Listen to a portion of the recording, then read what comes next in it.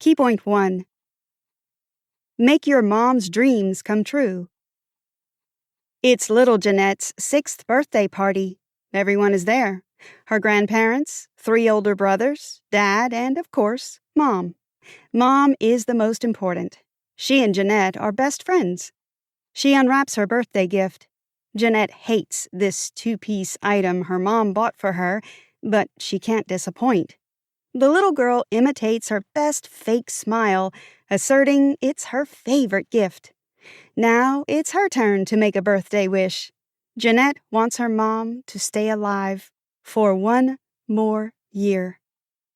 Jeanette was 2 when her mom was diagnosed with stage 4 breast cancer. Gladly, she recovered, but even years later, she couldn't stop dwelling on the experience. Her mom would repeat her story to anyone who would listen, from her family to strangers on the street. She would often sit her children in a circle and play old VHS tapes over and over again, picturing her lying in the hospital, bold and weak. This ritual made Jeanette and her brothers uncomfortable, but it gave their mom pleasure to return to these traumatic years as something to be proud of. As far back as I can remember, the air in the house has felt like a held breath. The fragility of Mom's life is the center of mine. Jeanette McCurdy. Nevertheless, Jeanette shared an unbreakable bond with her mother. She had a special mission to fulfill all the dreams her mom couldn't. One of those dreams was to be an actress, a chance her grandparents denied their daughter. That's why Jeanette's mom wanted the best for her girl, to have the life she never had and become Mommy's little actress. Child actors rarely choose their professional path. They're vulnerable to the will of their parents. This summary follows multiple stories from Jeanette's complicated childhood, revealing a life of fame and success on the one hand, and abuse and trauma on the other. Key point 2. Child actors have no time for childhood. Jeanette's mom was determined to make her dream come true. Her little girl would be a big star. All big stars started small, and so did Jeanette. Her first jobs were minor background roles in shows and movies. Her mom often emphasized her numerous and significant sacrifices in the name of Jeanette's career, like overcoming her fear of highways and heroically making a 2-hour drive to LA to bring Jeanette to auditions. Child actors often lead a busy and exhausting life, spending their days between commuting, set work, and homework. The situation at home was not exactly relaxing either. Money was a problem for Jeanette's family. Even with her dad working 2 jobs, their rent payments were always late. Her parents' relationship was on edge, too.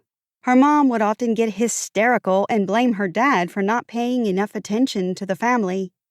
Jeanette witnessed dozens of fights, often physical, which ended in her father's exile from the house.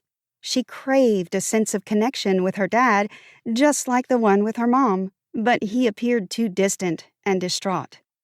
The atmosphere in the house was often chaotic.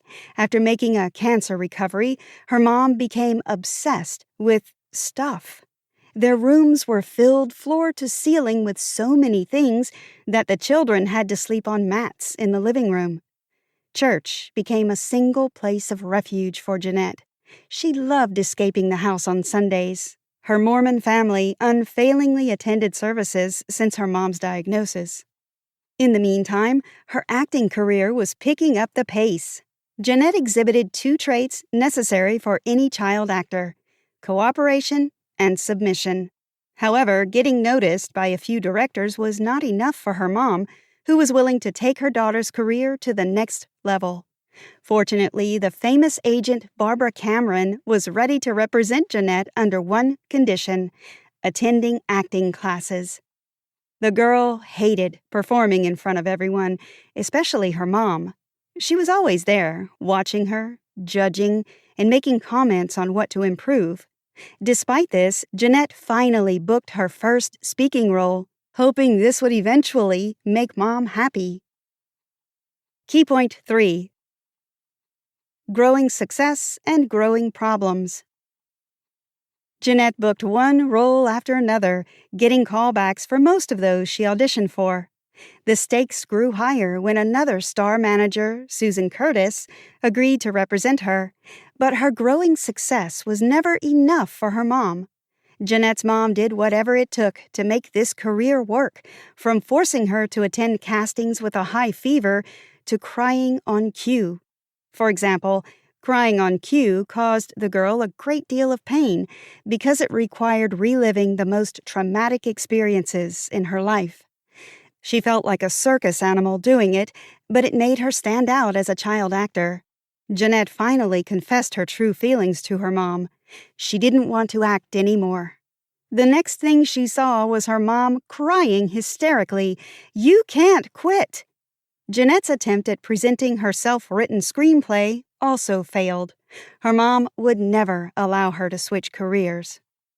Other family members sensed Jeanette's tension. She deserved to be a kid and have fun, her grandfather insisted. Jeanette wondered, what is fun? She was not allowed to go outside alone anymore, as her mom convinced herself that someone would kidnap her, like what had happened with other child stars. So she had her little rituals at home, which her relatives suspected looked like a potential obsessive-compulsive disorder. But Jeanette knew this voice in her head belonged to the Holy Ghost, advising her what to do to ensure success. Working hard and earning money for the entire family puts a lot of unhealthy pressure on kids. Aside from the tension and stress, Jeanette never felt right in her body from an early age. Mom was concerned with Jeanette's appearance, claiming that her natural beauty needed fixing. Store-bought makeup was one of the go-to solutions. For some roles, her appearance was not ethereal enough, and she was too pretty for others. Her mom completely controlled Jeanette's body, not allowing her to shower alone until she turned 16. Jeanette believed she had to remain her mom's little girl. The first signs of growing breasts terrified her, so she asked her mom for advice. What should she do to stay small? It was apparent: calorie restriction. Her mom survived off steamed vegetables and granola bars and taught her daughter all the secrets of keeping her weight down. Jeanette heard others voicing concerns about anorexia, but had no idea what this word meant. It didn't matter anyways, as she achieved the ultimate success. Jeanette booked iCarly. Key point 4. iCarly: Fame, Anorexia, and Harassment. An iCarly role would finally make Mom happy, right? Jeanette was now getting show-sponsored baskets of food, $100 gift cards, and other pleasant surprise. Miranda Cosgrove, the lead child actor, was incredibly friendly to her, but Mom warned Jeanette against Miranda. She listened to dangerous music and didn't believe in God. Despite Mom's concerns, Jeanette got on AIM, a messenger service where she and Miranda texted incessantly and became real friends. Securing friendships within the world of show business can ease the burden of the industry. Meanwhile, the show's creator was demanding. Everything needed to be done how he wanted. From filming in a bikini as a child to having her first kiss on camera, Jeanette felt highly uncomfortable. She didn't want to look or act sexually, but the choice was not hers. The creator could quickly switch from his positive to terrifying side, insulting and humiliating people. It was better to stay away from angering him. That's why Jeanette said nothing when he offered her a drink as an underage girl or gave her a massage.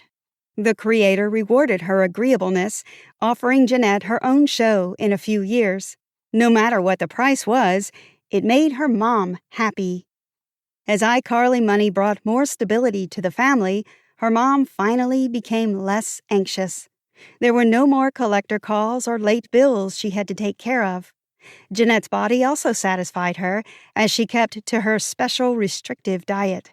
Unfortunately for her, Jeanette was soon breaking out and getting her first period. Because of this, she had to try even harder to preserve anorexia and remain a kid. Growing up was out of the question. At the same time, all the countless talk shows, red carpets, and random strangers became the next thing stressing her out.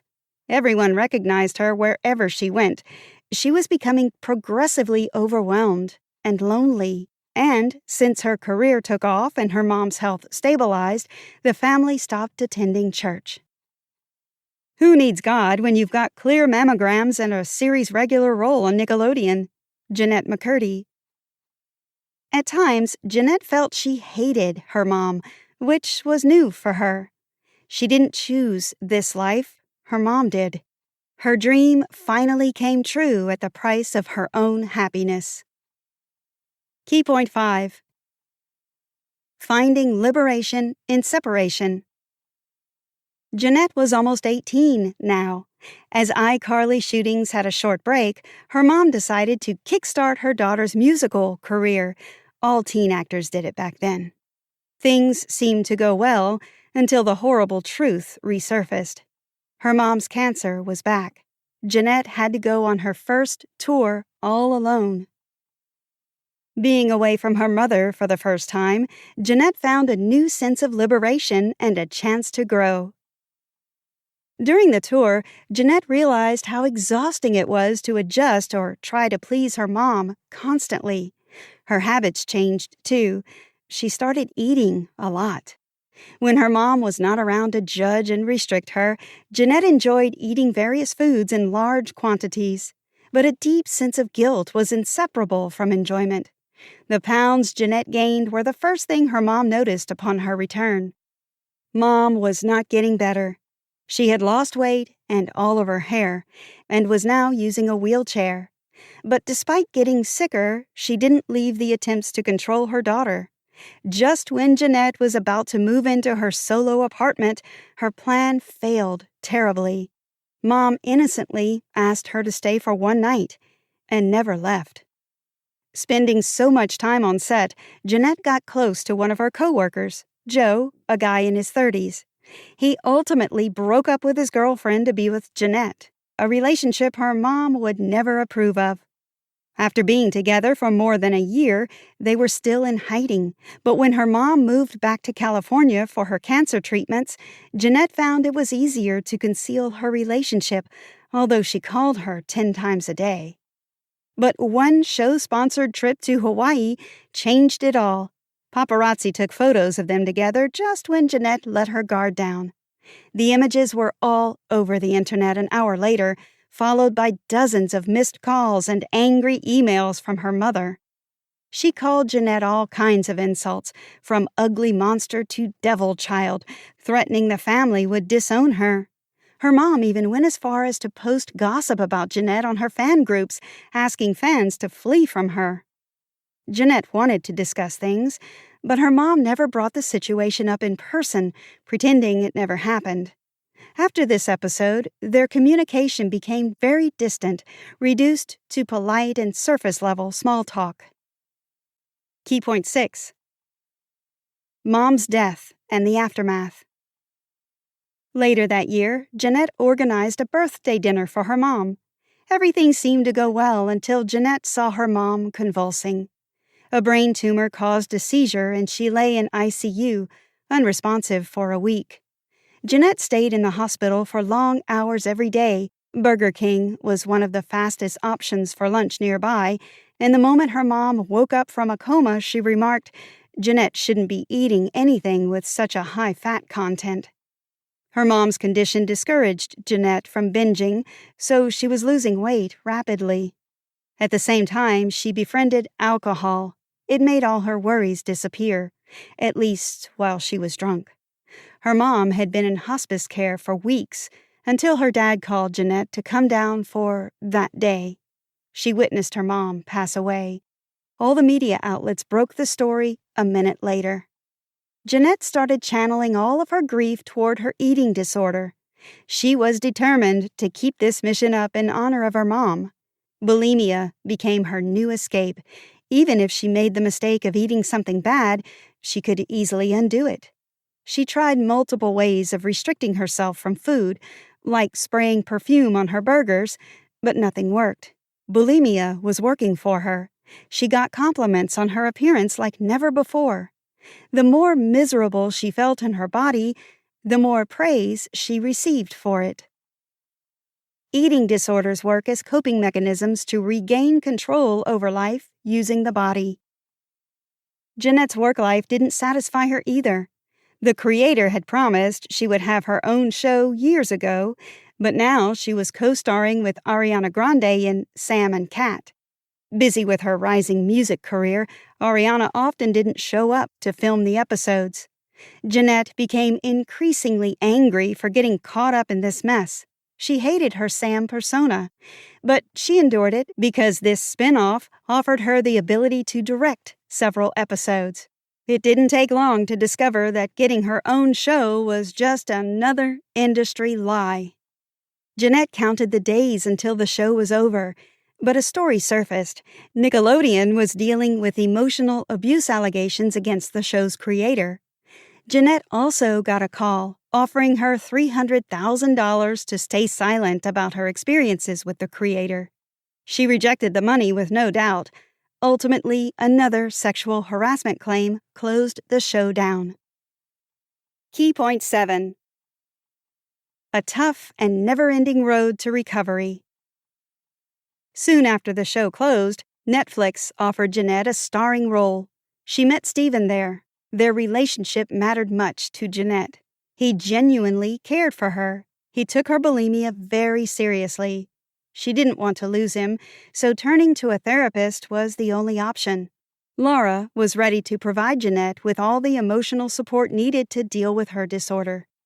But going to therapy scared Jeanette.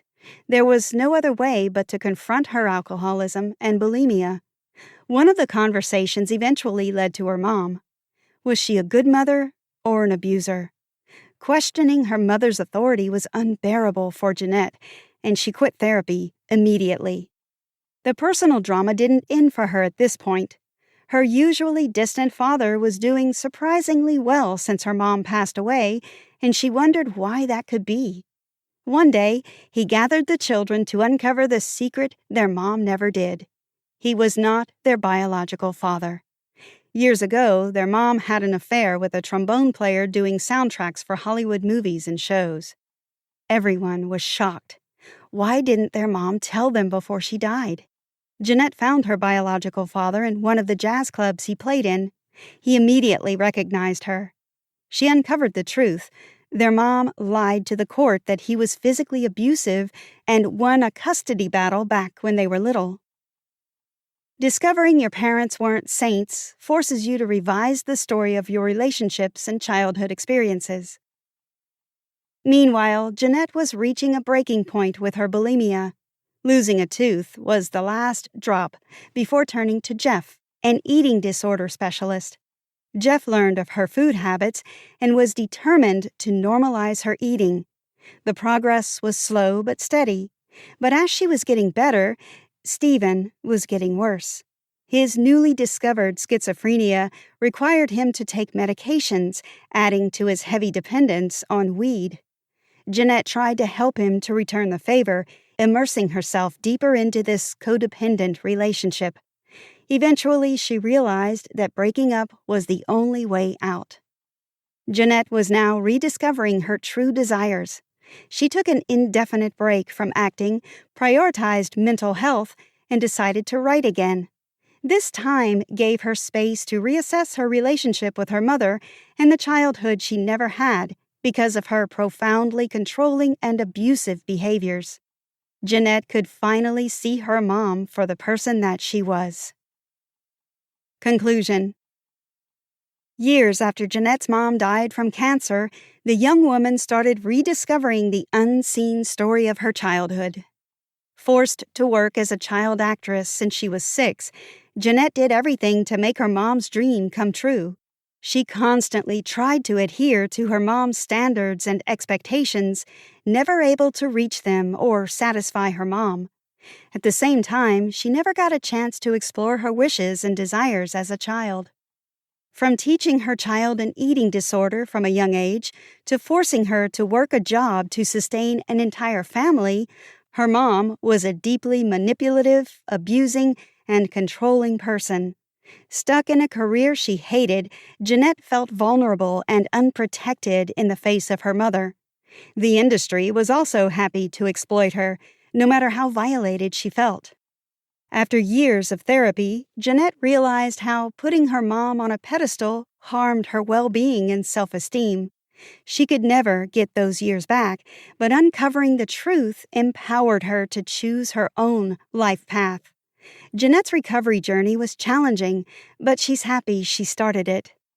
Try this. It can be therapeutic to revise the history of your childhood and also explore the stories of others on that account. Visit Jeanette's podcast, Empty Inside, which touches on uncomfortable topics with different guests. Or her one-woman show, I'm Glad My Mom Died, at LA Theaters for a deeper dive into her reflections.